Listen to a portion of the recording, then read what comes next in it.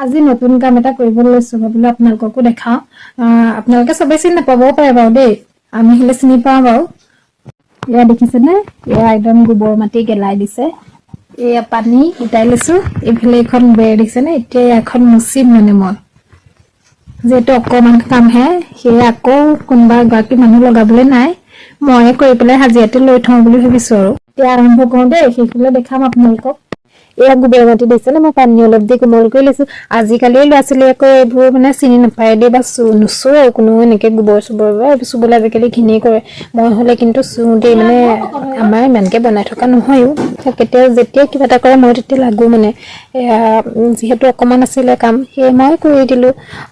ভাল লাগে মানে মোৰ কিবা নতুন নতুন কামবোৰ শিকি পেলাই কৰিও ভাল লাগে কেতিয়াবা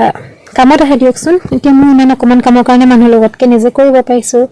ইয়া দেখিছে না আৰু খুৰা আৰু দেউতাই মানে চাই আছে দেই মই কি কৰিছো মানে কেনেকে কৰিছো তাহাঁতি হাতৰ পৰা কৈ আছে এনেকে কৰ